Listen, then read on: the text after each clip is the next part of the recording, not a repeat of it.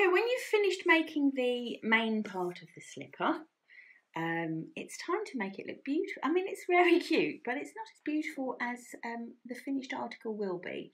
And you've got this lovely edge here to work around to begin with, to put this lovely decorative scalloped, I think it's scalloped, yeah, scalloped edging on.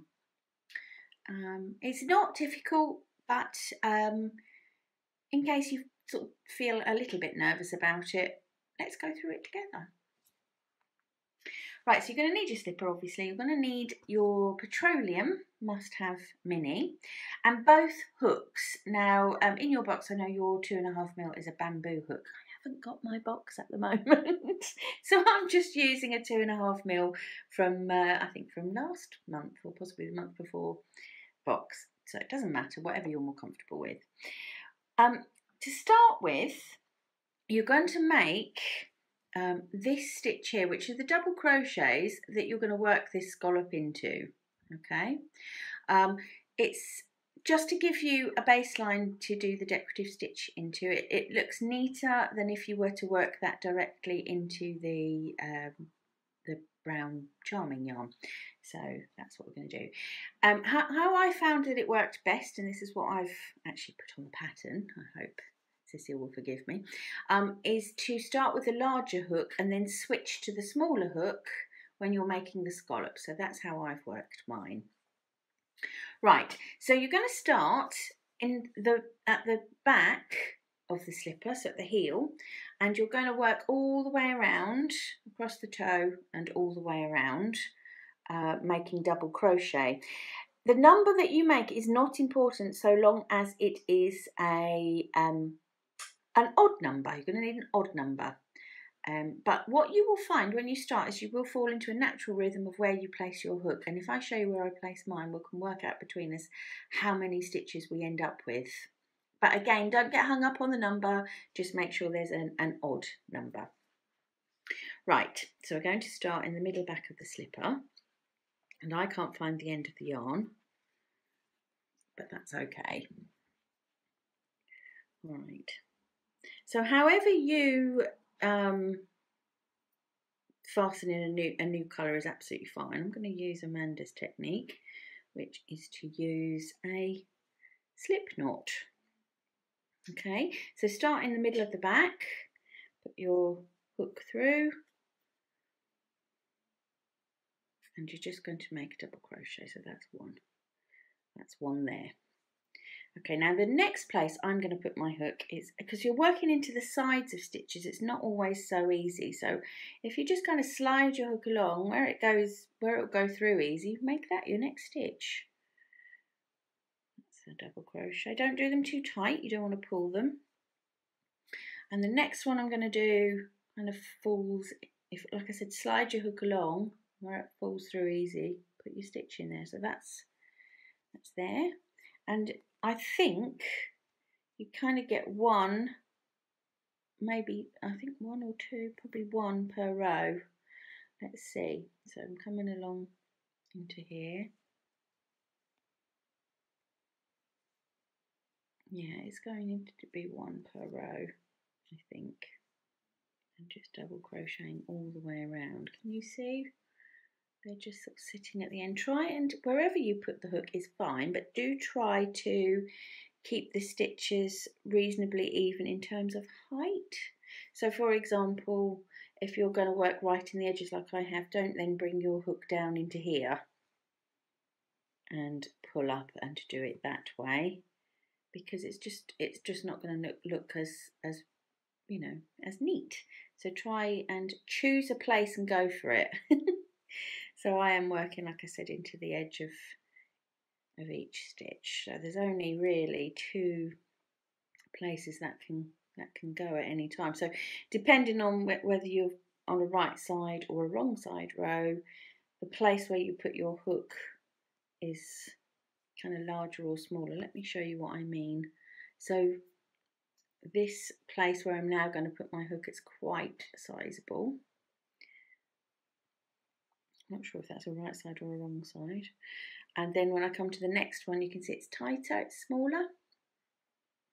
It's all right, doesn't matter. It's all going to be fine. Work your way along the edging, and when you get to the toe part, things look a lot easier. So I'll see you at the toe part. Right, if you can see, if I show you it like that, you can see I'm now right down into the corner before I start going across the foot or the toe of the slipper. So I'm going to put one stitch where they have been sort of naturally falling at the end of each row. And then I'm going to put a stitch in here, which is at the base of that. So it's going to turn around the corner neatly, if that makes sense. Okay. And then all of a sudden things get an awful lot easier because we're just working into stitches as normal. So take those right the way across the front. Okay, so that's the last stitch pretty much off the front. Let me just show you. Can you see I've gone all the way across and we're now back coming up this side. So I want to put one more double crochet in there to come around the corner neatly. So we're going into that corner and then I'm going to turn again and start coming into the sides again. You can see if you hold it up to light, you can kind of see where your hook is going to go. And as I said, as long as you find a rhythm as to where that hook is falling and stick with it, your edging is going to be nice and neat, nice and regular. You know, it's going to be the same on both sides, and that's totally fine. You will find where that hook falls out. Like I said, I am just putting my hook in the edge, the very edge, sort of between the, well, behind the last stitch of each row, really. And that's working out fine. So I'm going to go and finish and come all the way up to the back.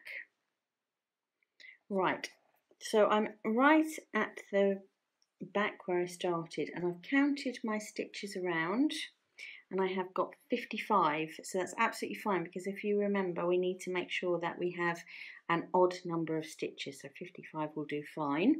And to finish up, we are going to put one slip stitch into the first double crochet. Okay, so there's the slip stitch to close the round. Don't fasten off, because we're now going to go around again, and I'll just take the hook out and make the scallops on the edging. All right. Right, so we're going to switch now to the smaller hook, so the bamboo hook, the 2.5mm hook in your box, and make the lovely scalloped edging. So let's do that. Right, so is it scalloped or picot? I don't know. I think it's picot. It looks scalloped, and I'm sorry if I'm using the wrong terminology, but you know what I mean. Right, so to start with, we're going to chain 3. 1, 2, and 3. And then work a treble into the first chain. It's lovely, isn't it? I love it when it's a little bit sort of twiddly and exciting. So treble, obviously we're using UK terms here. So yarn around the hook, and we're going into the first chain. It's a little bit fiddly, but we've done it. Okay, so there's your treble. Okay, and then we're going to skip double crochet and slip stitch in there. So let me take my hook out and show you. That's what it's created. So it looks like a little scallop, but it's made with really, really clever way actually. A chain and a treble. Let's do it again. So chain 3, 1, 2, 3, and then work that treble. So yarn round, yarn over, hook, and hook into the first chain and make the treble.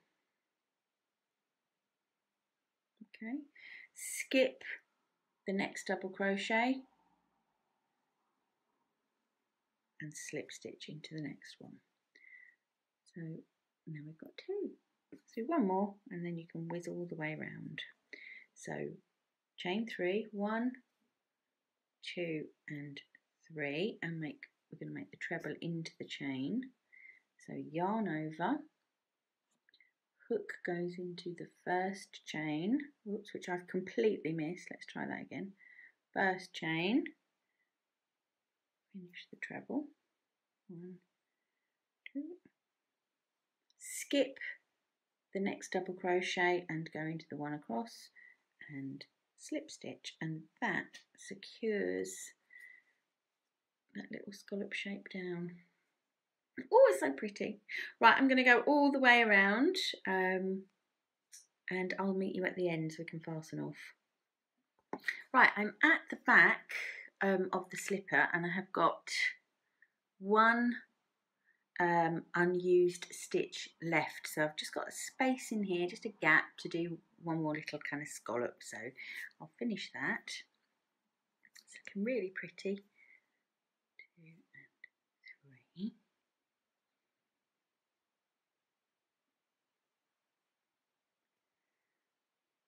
Okay, so you can see I've done the last one, and all I'm going to do to finish off and fasten off is make a slip stitch into the very first double crochet we used. I'm going to cut my yarn and fasten off, and there all of a sudden things are starting to look a lot prettier.